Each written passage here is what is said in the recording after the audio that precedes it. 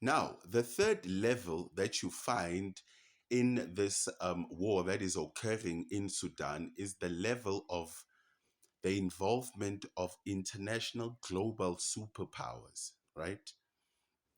Powers like the United States, the EU as a bloc, China as an economic power, and Russia as a military power. Now, when we look into the involvement of Russia, right, specifically in the Sudanese war, it is involved in this war in a number of ways, right?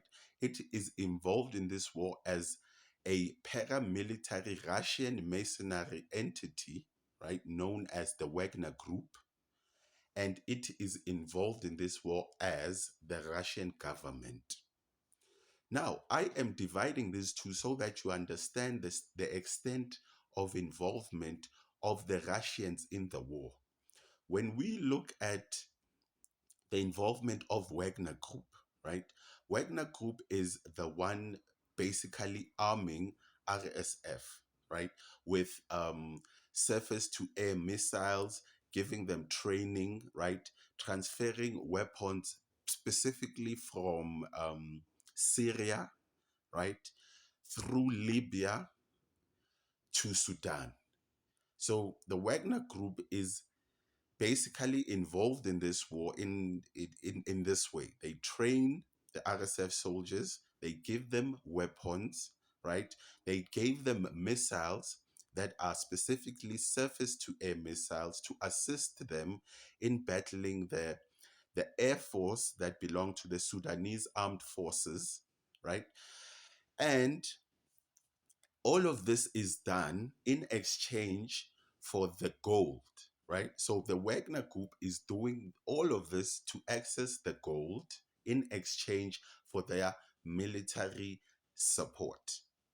Now, when we look at Russia as a government, right, they are seeking to build a naval port in Sudan on the coastline with the Red Sea. So the Russian government, the way it is getting involved in Sudan is that they want to build a naval base on the coastline of Sudan with the Red Sea.